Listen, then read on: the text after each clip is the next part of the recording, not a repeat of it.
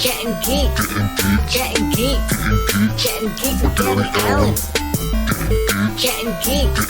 Gettin Geeked. Gettin Geeked with Danny Allen. Well, episode 1.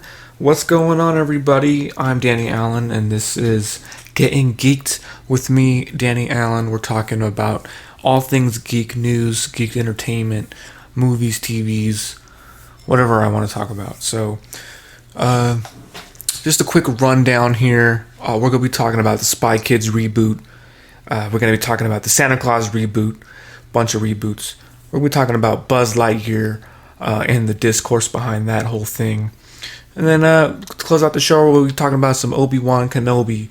How did our did it meet our expectations? What do we think about it?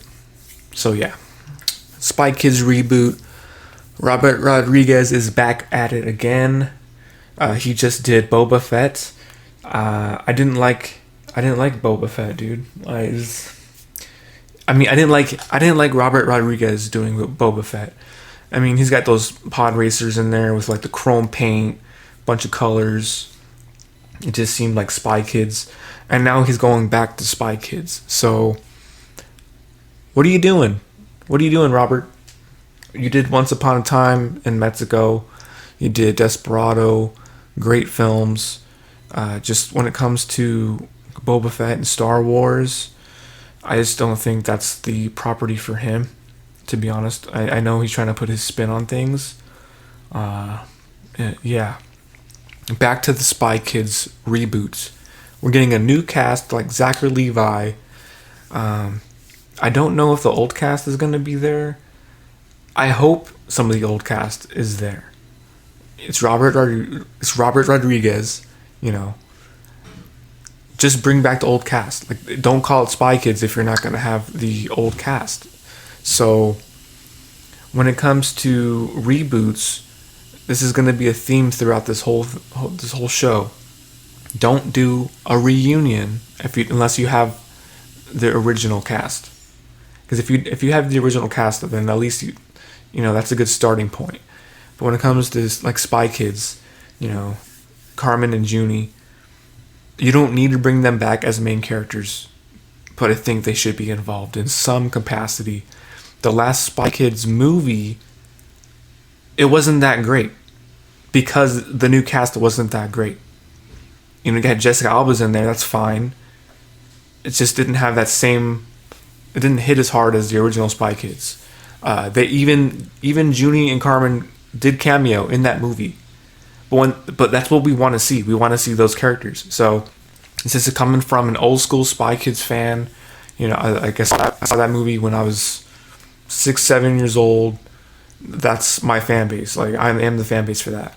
So obviously they're going to target the newer audience today, Gen Z, which is fine. But you have to please. It's like a 4-quadrant movie, dude. Like, you have to hit all those things.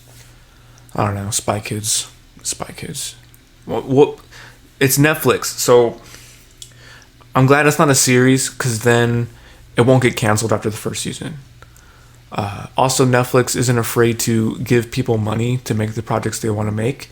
So hopefully Robert Rodriguez really has a good idea and concept. Apparently the villain's going to be hacking the internet, and they have to go back into the 3D world. No, I'm just playing. They're not going back to the 3D world, but that would be awesome. I just hope it's a good story. It's obviously going to be interesting because I don't think Robert Rodriguez would do it if it was whack. So I don't remember. Did he do Spy Kids 4? Did he direct it, or was it somebody else? I have questions. Anyways, that's the Spy Kids information. It just got announced. If it's Friday, it just got announced yesterday.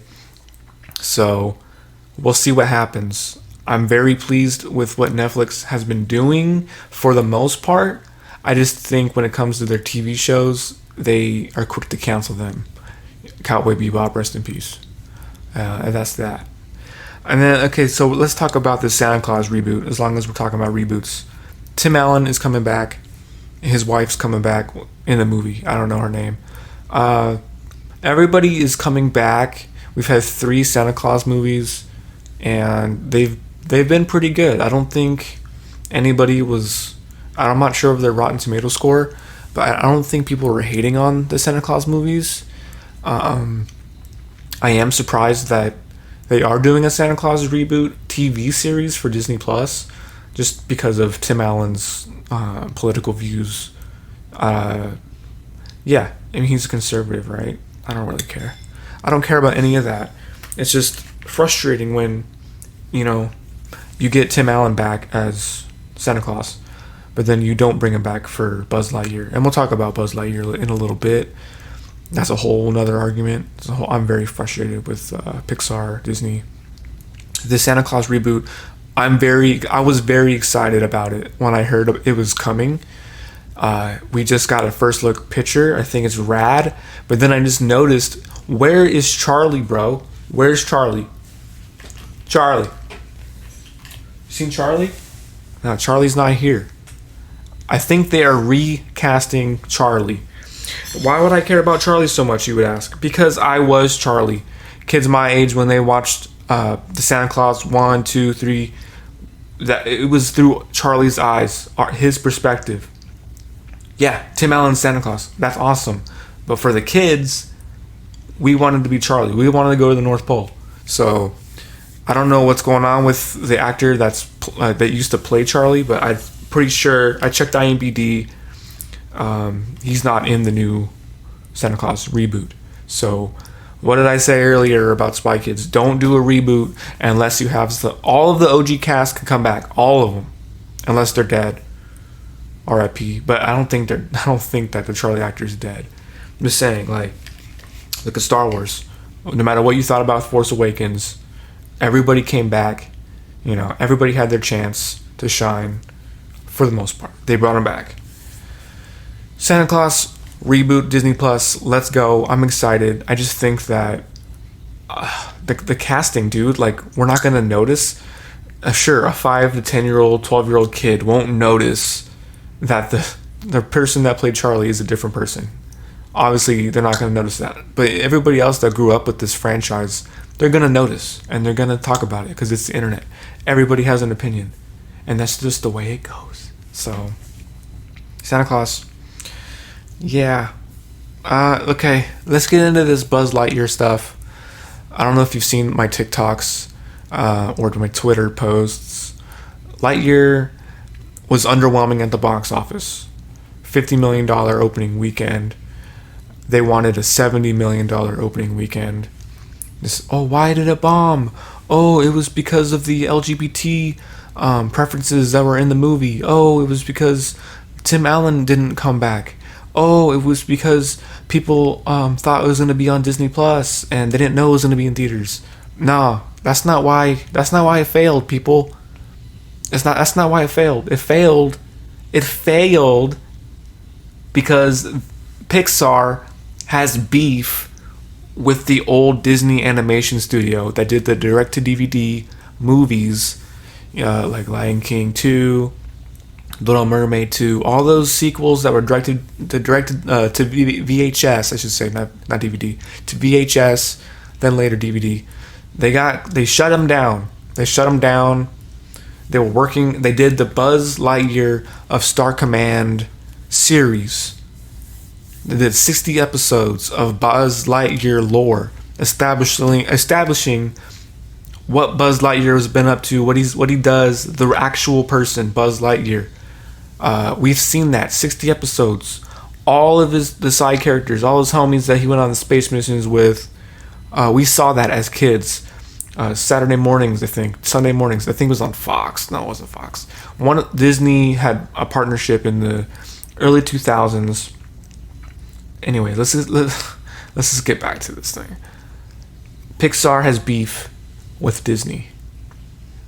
And we know this because they didn't use anything in the new Lightyear movie. None of the lore, none of the characters, nothing. Zurg. Okay, this is a writing problem for me, but what they did with Zurg in the Lightyear movie, wasted opportunity. Yeah, they had 60 episodes of this Buzz Lightyear cartoon from the early 2000s. And Pixar put their name on it when they put out the VHS. It was like 3 or 4 episode pilot or whatever that they turned into a direct-to-DVD VHS movie, animated movie. They brought back Tim Allen, dude. Tim Allen did the voice. He was the voice of that cartoon Buzz Lightyear. They did the voice. He came back. Boom. And then the whole 60 episodes came out. Then Tim Allen wasn't the voice, granted. Patrick Warburton took over. He did great.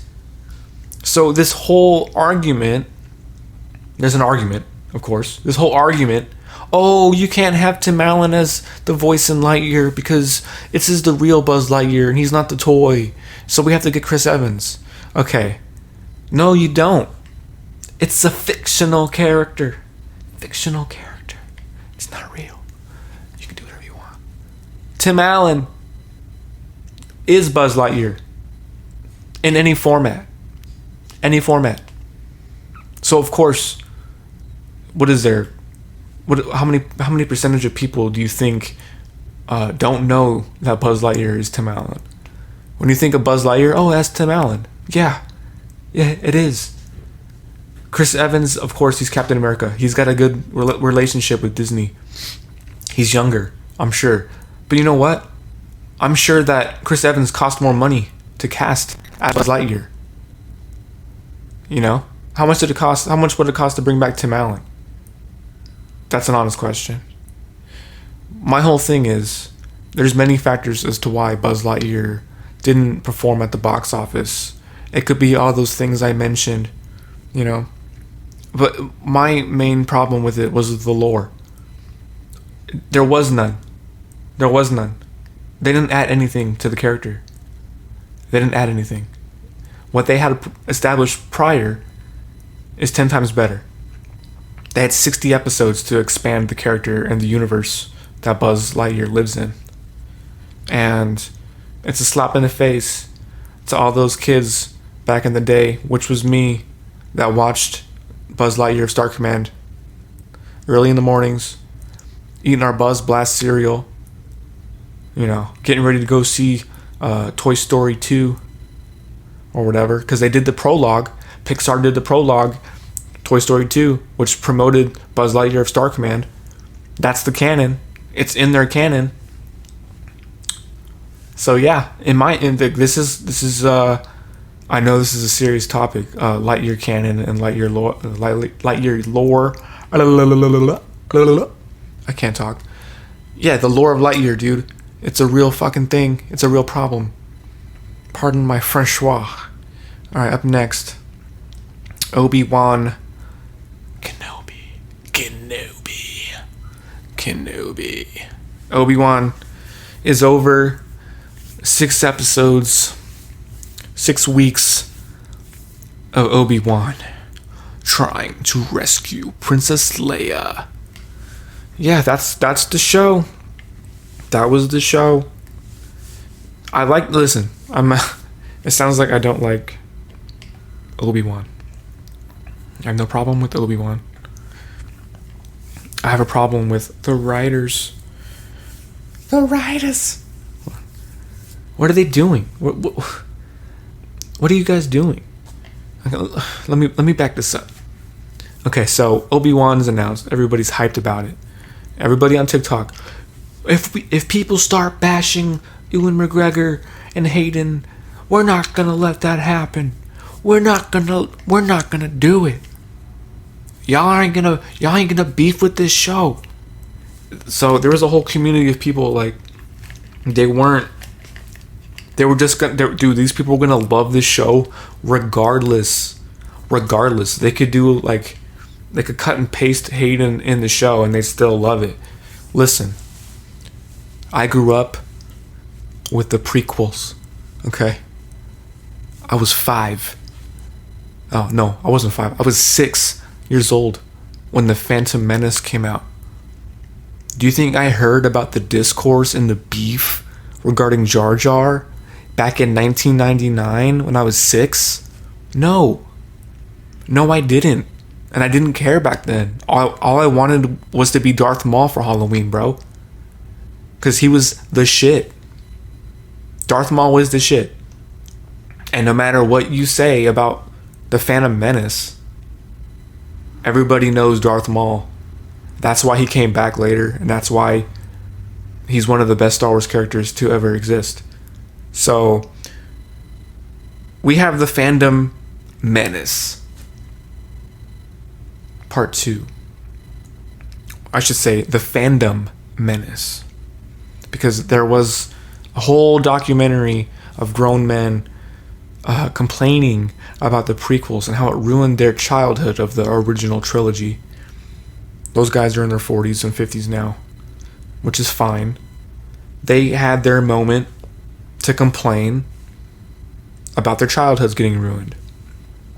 Okay. Then we had the sequels come out. Okay. Force Awakens, it was praised. You know, people generally loved that movie. They said, yeah, it's kind of a carbon copy of A New Hope, but it still brought back Star Wars, and it felt like Star Wars. We were all on the same page. The Last Jedi comes out. Oh, man. I was not prepared for that movie. I personally like the way they went with Luke. The only problem I had with Last Jedi was the casino story, the whole B story of Finn, that whole story arc freeing the animals. I think I have a problem with B storylines in general, because that ties into my problems with Obi-Wan as well. But yes, let's get back to this whole bashing and the Fandom Menace Part 2. People are bashing. Okay, so Obi-Wan comes out and half the community is like praising it, and then you have the other half people are just straight up. Some people are bashing the actress, which isn't cool, who plays Reva. Bashing an actress or an actor is never a good look, dude. What are your actual problems with the show? You can talk about their characters, but don't bash the actors and actresses, because it's not their fault. It's the writer's fault, and it's the director's fault. Okay? Don't do it. So you have half the community bashing, just straight up bashing the show. You have half the community just straight up praising the show. And then you have, okay, maybe I shouldn't say half. Then you have a small community of people, you know, the diehard fans. There's two types of diehard fans. Diehard fans that love everything, and then the diehard fans that will nitpick everything. Most of those people that are nitpicking, it's not really nitpicking. They care about the lore, what's been previously established. So if they're talking to you about like a writing point, or saying the music is bad, or they're saying, oh, that shaky cam was bad, those are honest criticisms, guys. And they're allowed to say it. They're allowed to tell you, like, listen, the writing wasn't that great. Yes, all Star Wars writing isn't great. There's some great Star Wars writing, there's some bad Star Wars writing, even about the original trilogy. And you can nitpick that too. So don't come at the people for having an opinion. I've seen a lot of people on TikTok. They're straight up bashing other TikTok creators. They're bashing Soups. They're bashing Star Wars Theory. Dude's got the biggest Star Wars channel on YouTube, and they're bashing him because he wasn't loving Star Wars the way you love Star Wars. And he has his own relationship with Star Wars. You think he talks about Star Wars every day because, you know, for no reason? No. So, people are allowed to have opinions, but don't bash somebody for having one. Bring your own opinion of the show to the forefront. Don't just bash somebody, because you know what? We all don't look at this stuff the same way, but when there's an overall agreement, like, hey, some of that writing was weird, or hey, that character didn't really affect me the way that Disney wanted it to. Reva, she's a dope character. She's a dope character. She just shouldn't have been in Obi-Wan. That's not the show that they should have put her in. I would have rather gotten a Reva show, an entire show with her and her story. Bring in the other Inquisitors, because they got sidelined too. This whole show, the Inquisitors, and partly because of what they did with the Reva character. Reva has more screen time than Hayden Christensen, than Darth Vader. in an Obi-Wan series. Duel of the Fates finale. We've been waiting for this for years. They brought out Hayden Christensen on stage, Star Wars Celebration. They paraded him around, him and Ewan. Darth Vader's back. Obi-Wan's back. They're gonna duel again. And that duel was lit, by the way. The finale was lit. But you know what wasn't lit? Was Reva, spoiler alert, Reva intercutting in the middle of the fight to some B storyline. With the stakes, there is no stakes. We know what's going to happen with Luke.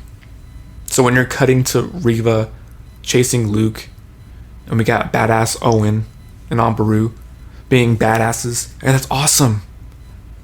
But why are we cutting to that in the middle of the duel of the century?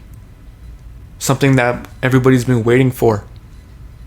Notice in Revenge of the Sith, when they're on Mustafar, dude, how long is that fight? How long is that fight? And do they cut away at all? I don't think they do.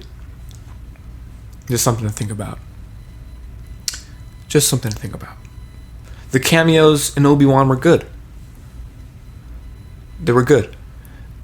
But, and this is a valid criticism, what you do with those cameos matter. And we do get a little bit of Qui-Gon at the very end, which was awesome. I haven't seen Qui-Gon in years. He's in some of the books and stuff, but those aren't really canon.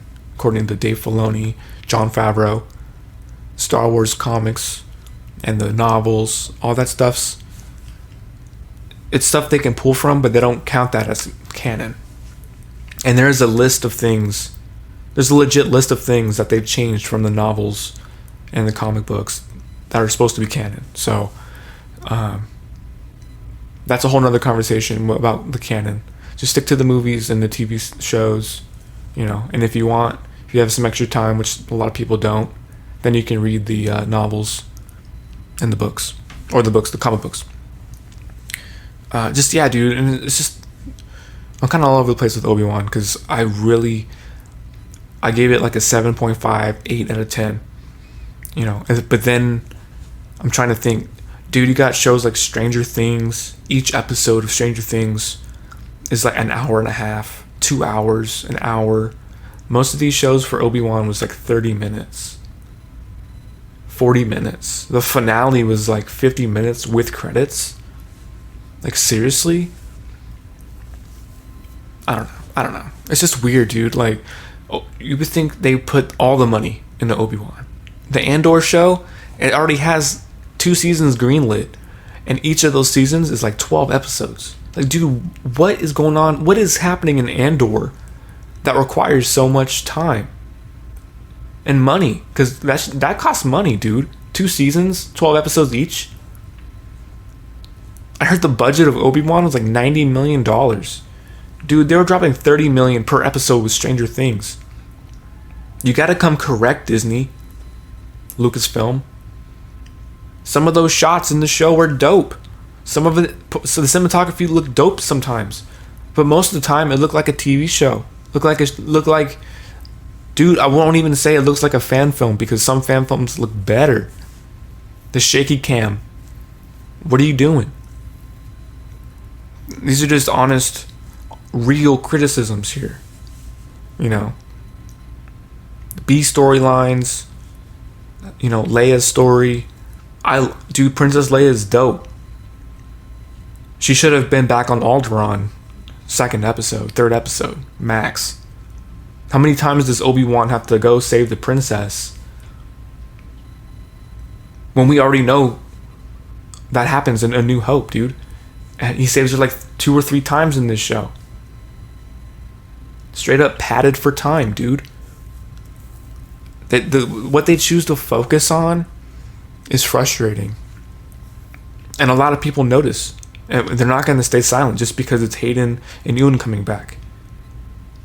It's a valid problem, dude.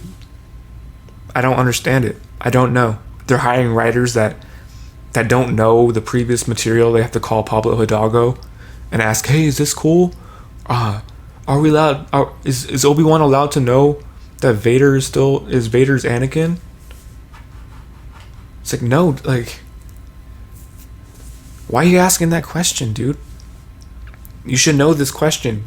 They should be hiring the best of the best to write these shows. And I'm not gonna just blame Kathleen Kennedy. You know, she's produced tons of films in her past career. With Spielberg, with Lucas. You know, she's earned it. But the people that she's hiring are maybe not making the best decisions. Maybe she's not making some best decisions. She called out Alden Ehrenreich, blamed him for the failure of Solo, even though she fired the director midway through the shoot. You know, that's not cool. That's why it failed, because you didn't trust the vision, and you're changing the vision midway through, and we can see right through that. So back to Obi-Wan. You got shows like Stranger Things with their maxed budget. Then you got The Boys. I don't know. I'm not sure what their budget is, but that's quality TV. I should not be more invested in The Boys and Stranger Things over Obi-Wan Kenobi, dude. I grew up with Obi-Wan Kenobi. The battles, the fighting in Obi-Wan was cool. Everything that had to do with Ewan was dope. Obi-Wan was cool. Hayden barely got screen time. That we had one flashback in 6 episodes, and the whole series doesn't have to be flashbacks. But when you bring back Hayden Christensen on stage, he should have second billing. Reva has more screen time, dude. The other Inquisitors didn't even get screen time. They nerfed the Grand Inquisitor, and he pops up at the very end like, "What's up? I'll see y'all on Rebels. I'll see y'all later." What happened to the fifth brother? And what was the other sister? The yellow chick. What was her? We don't even know. And I've watched Rebels, but they should have made that more of a thing in Obi-Wan. Why are you going to introduce the Inquisitors if you're just going to have them be extras, basically? Because that's what they were. A lot of standing around and repeating story beats. I don't know. I'm very frustrated with Obi-Wan. Like some of this, a lot of people had problems with the score, the musical score. I didn't really have a problem with it. It could have been better. I just think the writing if the writing was better, then the music would enhance the writing. Because you shouldn't need a musical cue to feel an emotion in a scene. The musical score is supposed to supplement and enhance the already written scene. So, what I like about Obi-Wan, the finale. Okay, so I liked the way they wrapped everything up with Leia. She's got her blaster holster at the end, her white outfit on. Obi-Wan's like, listen, we have to keep this on the DL. That was dope. So that ties right into A New Hope. Like, it's dangerous if people know that we know each other. Like, that's fine. The final fight with Vader and Obi-Wan, Hayden's mask broken. He has those last words. It was my fault. It wasn't your fault. I killed Anakin. That was dope. We needed more of that. The fighting is cool, but if you don't have the emotional communication, like, to back that up, it's just a bunch of noise and people aren't going to care about it. And I guarantee you, if they reduced Reva's storyline and gave all that screen time to Darth Vader, so like you get a parallel of, like, you see what Obi-Wan is doing to help the rebels, and you see the Darth Vader's aspect of it, like maybe he's on a mission with the Inquisitors, and then he gets a call. He's like, "Yo, we got reports that Obi-Wan's on this planet." Like, what? To see that reaction, like, yo, we got Vader in the Bacta tank and in his castle on Mustafar. That was dope. But what was he doing in his office? He's not really in action We only get to see him like in action when he's on that planet. In like episode 3, when he's dragging people in the town and choking out people and snapping necks, even though he doesn't want to snap Reva's neck because plot. He has no problem murking some random townspeople, but when he's like, "Yo, you got away. You're a youngling. You got away, and you know who I am. Let me just stab you in the stomach, and hopefully you die."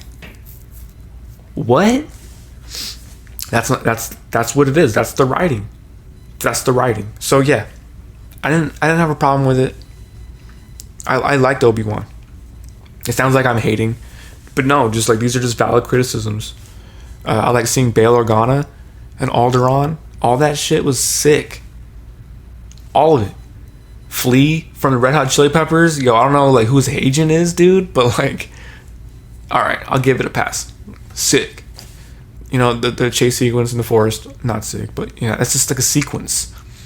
And that's what I mean by like you can pick out the things that you like about these shows.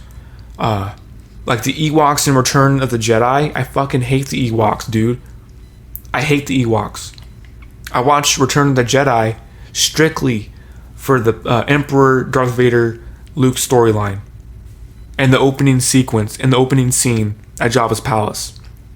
I fast forward through the music stuff, the singing, and I fast forward through most of the Ewok stuff.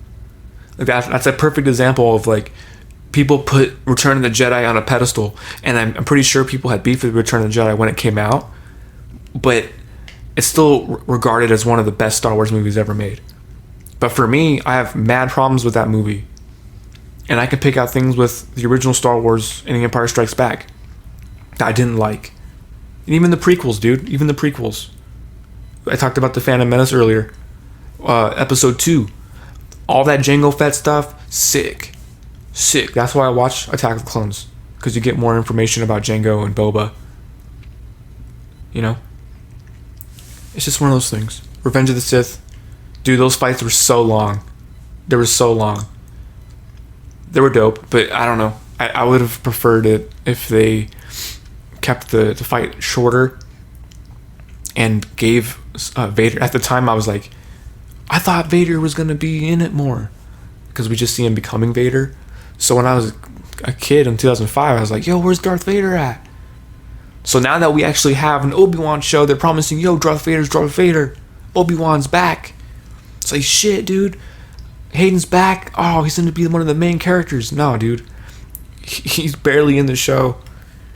And they have the AI AI version of James Earl Jones doing the voice, which is dope because it sounds like him. I just think they didn't utilize Hayden enough. They didn't respect that character, or that actor, I should say, enough to actually write him a meaty part. That's all I'll say about it. I liked Obi-Wan. I want to see an edited version of the 6 episodes, maybe into like 2.5 hour movie, and just take out a bunch of the Reva stuff. Like it's gonna be hard to like completely remove her character. I'm willing to take out that whole chase sequence at the end of Reva. I want to see a Reva cut where she's cut from the show, and if it flows better, I really want to know. Or maybe just when Vader kills her, maybe that's it for her, because we see she's stabbed and we pan away. Maybe that's just her end. So maybe somebody can edit that and cut her scenes down to where it flows better. Because I think they have something here with the show. It's just padded so much, and the episodes are so short. You don't really. It's not really as effective as it could be. What do you guys think? I think that's gonna wrap up episode 1 of Gettin Geeked with Danny Allen. I appreciate you guys watching, listening to my rants. I'll do this every Friday, and we'll go from there. This is your host, Danny Allen. You guys can find me on all social medias: TikTok, Instagram, at MTV Danny with an I, DANI, at Twitter, Danny Allen XP. Yeah. Check out the website, geekedmedia.com. And it's your boy signing off for episode 1. Getting Geeked.